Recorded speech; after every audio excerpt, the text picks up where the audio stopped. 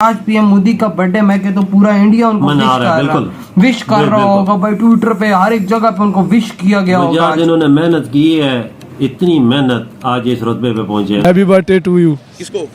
नरेंद्र मोदी। नरेंद्र मोदी, हाँ जी। ओके, नरेंद्र मोदी के साहब को हैप्पी बर्थडे ऐसे करके। मोदी जी के लिए मैं स्पेशल केक खुद बनवा के लेके आया हूँ। ये मोदी जी के लिए यार भाई हमने नहीं काटा। मुझे तो वैसे केक ला के इधर काटना चाहिए और सबको खिलाना चाहिए, क्योंकि खास खुशी है उनसे मिली है अभी तक। जाहिर सी बात है, वो देखे ना कि अपने मुल्क को कहाँ से कहाँ तक उन्होंने पहुँचा दिया है। पीएम मोदी को हमारी तरफ से बहुत बहुत शुभकामनाएं और बर्थडे के लिए जन्मदिन की ढेरों मुबारकबाद। और यकीनन मोदी जी से बहुत कुछ सीखा जा सकता है। ऐसे लोग करोड़ों में एक होते हैं, सदियों में एक बार पैदा होते हैं। हिंदुस्तान की तारीख में मोदी जैसा आदमी पैदा ही नहीं हुआ। जाहिर सी बात है, बिल्कुल ना पैदा होगा, इसमें कोई शक नहीं है बाबा। आने वाले टाइमों में इंडिया सुपर पावर बनेगा। आप देख लीजिए, आप देखिए G20 समिट में दुनिया की जो पावरें आई हुई थी, कैसे जपियां डाल रहे थे, कैसे हंस रहे थे मोदी जी को। इसका मतलब ये है कि इंडिया और मोदी जी एक क्लास बन चुके हैं। फ्यू पीपल जिनको आप सिर्फ एडमायर करते हो पर आप कोशिश भी नहीं करते हो उनकी तरह बनने की, क्योंकि वो एक नेक्स्ट लेवल लीग में होते हैं। तो अगर मैं बात करूं तो मोदी जी उस लीग में आते हैं, रतन टाटा उस लीग में आते हैं। इंडिया के प्राइम मिनिस्टर मोदी हैं, ये ज़्यादा फेवरेबल है पूरे रीजन के लिए। पूरे रीजन में जितनी भी 8-9 कंट्री हैं।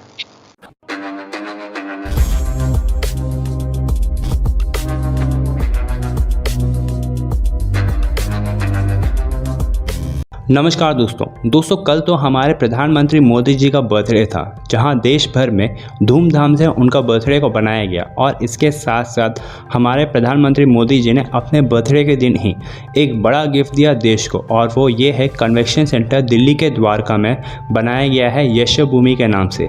जिस तरह से भारत मंडपम में बड़े बड़े इवेंट्स ऑर्गेनाइज किए जाएंगे, इसी तरह से यशोभूमि में भी इवेंट्स और अन्य फंक्शंस को ऑर्गेनाइज किया जाएगा। और इसके साथ साथ प्रधानमंत्री मोदी जी को दुनिया भर का लीडर्स ने भी विश किया है, क्योंकि सब हमारे प्रधानमंत्री मोदी जी को अपना रोल मॉडल मानते हैं। और वे कहते हैं कि जो उन्होंने मोदी जी से काफ़ी सारे चीज़ें सीखी भी है। और दोस्तों, इसके साथ साथ पाकिस्तान के लोग भी अब हमारे प्रधानमंत्री मोदी जी का बर्थडे सेलिब्रेट कर रहे हैं केक काट कर, क्योंकि दोस्तों उन्हें भी समझ में आ गया है कि हमारे प्रधानमंत्री मोदी जी ने भारत को तरक्की की ओर लेकर गए हैं। और मोदी जी पूरे रीजन की तरक्की का एक बड़ा स्रोत है, और उनके रहने से और भारत में रहने से सबसे ज़्यादा स्टेबिलिटी पूरी रीजन में रहेगी। इसलिए वे अब हमारे प्रधानमंत्री मोदी जी का बर्थडे भी सेलिब्रेट कर रहे हैं। तो चलिए दोस्तों, इसी पर आगे पाकिस्तानी मीडिया का रिएक्शन देखते हैं। मोदी जी के लिए मैं स्पेशल केक खुद बनवा के लेके आया हूँ। ये मोदी जी के लिए यार भाई हमने नहीं काटा। नहीं, मैं बताता हूँ, ये मजाक कर रहे हैं मेरे हमसाए। अगर मैं अपने हमसायों को नहीं बता सकता, समझा सकता, तो मैं किसी केक नहीं खाना भाई। मोदी ये मजाक कर रहे हैं, मैं जो कह रहा हूँ मजाक कर रही है, ये वो नहीं है। मुसो भाई इधर आए, मोदी भाई भी नहीं खिलाए। मैं मानूंगा कि आपने अपने साथ वालों को समझाया है। Happy birthday Modi ji. Sir please ये चीज, ये आप भी जरा मुंह मीठा कीजिए। मैं भी कर लूं, जबरदस्त ऐसे ही है, ये मुंह मीठा करें। और यहाँ पे मैं ये भी बात क्लियर करता चलूं कि भाई देखें, इससे आबिद भाई एक और चीज, इन्हें जरा केक, आप टीम में केक खिलाइए सब। ये टीम में केक तो खिलाते हैं, ये एक एक्टिंग नहीं हो रही। मतलब वो इतना प्यार जी मोदी जी के लिए केक काटा जा रहा है, देखें एक्टिंग कर रहे हैं, एक्टिंग कर रहा है ये बंदा। शुएब भाई, आपसे ज्यादा बेहतर मुझे कोई भी नहीं जान सकता। चले एक्टिंग कर रहा हूँ, दिखावा कर रहा हूँ, लेकिन दुनिया में पॉजिटिव और अच्छा मैसेज जा रहा है। अगर मोदी जी ये मैसेज देखते हैं, ये वीडियो देखते हैं, तो उनके दिल में मोहब्बत आएगी कि बुराई आएगी हमारे लिए। और मोदी जी वाले जो देखते हैं। अच्छा, एक चीज मैं रिसर्च कर रहा था, मोदी जी की एज है 73 ईयर्स, ठीक है। मैं सोच रहा था कि मोदी जी बुजुर्ग हो गए या ओल्ड हो गए, इनके बाद योगी जी आएंगे या कोई और आएंगे, किसी और की बारी आएगी, लेकिन ऐसा कुछ भी नहीं है। मोदी जी अभी तो यंग है मेरे ख्याल से, 73 ईयर्स। सर सुनिए, अच्छा, हमारे नवाज शरीफ साहब 74 के हैं।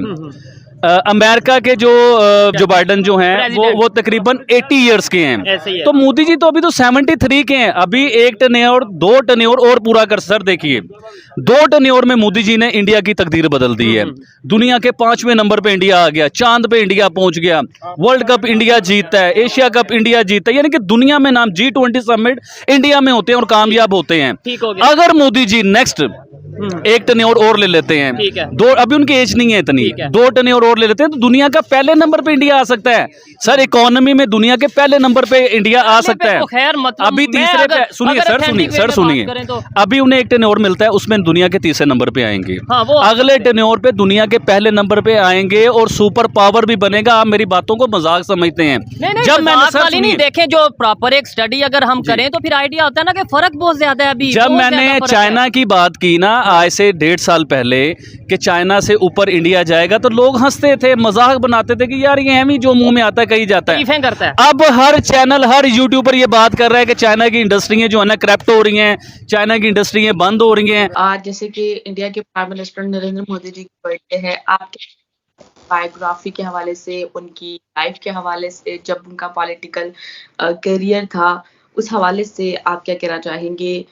बताइएगा हमारे व्यूअर्स को। और उनका पॉलिटिकल करियर इंडिया के लिए कितना ज़्यादा फेवरेबल रहा और क्या कहेंगे? देखिए, उनका political career favourable is not the right word. कितना मैं इसका वर्ड सही तरीके से डिफाइन वन वर्ड में हम कर भी नहीं सकते। बस मोदी जी के बारे में एक ही चीज़ कहेंगे कि ऐसे लोग करोड़ों में एक होते हैं, सदियों में एक बार पैदा होते हैं, और हर किसी के लाइफ में ऐसी बहुत सी इंस्पिरेशंस होती हैं, ठीक है, जिस पे आप कुछ ना कुछ अडॉप्ट करना चाहते हैं या आप उनकी तरह बनना चाहते हो।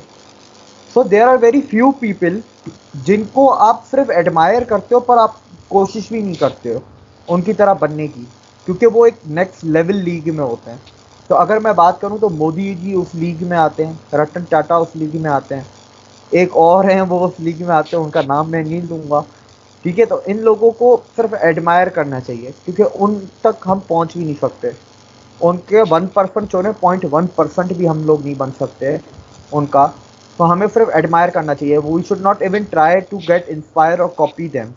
हाँ, बात रही इंडिया की, एक स्वामी विवेकानंद ने कहा था कि 2014 से भारत का सुनहरा काल शुरू होगा। स्वामी विवेकानंद से आज से 100 साल पहले कहा था।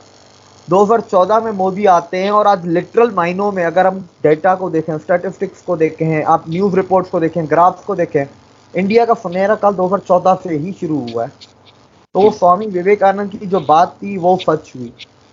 तो ये जो चीज़ें होती है ना, ऐसे लोग देखें, you can not compare him, क्योंकि बहुत से लीडर्स दुनिया में बहुत अच्छे आते हैं, उनके अंदर कोई ना कोई एक खामी होती है, लाजमी होती है, ठीक है, या उनके अंदर कोई एक कमी होती है। खामी नहीं होगी तो कमी होगी, दोनों में डिफरेंस है, और दोनों कोई एक चीज़ होती है। मोदी जी ऐसे हैं कि उनकी मैं खामी नहीं पकड़ सकता, कोशिश बहुत करता हूँ, मैं उनकी कोई गलती नहीं पकड़ पाता, कोशिश मेरी बहुत होती है, पर हम पकड़ नहीं पाते। और यही चीज़ एक अपने आप में टेस्टिमनी है कि he is from another league. You should not even try to compare him. You should not even try to inspire from him, copy him. You should just admire and respect him.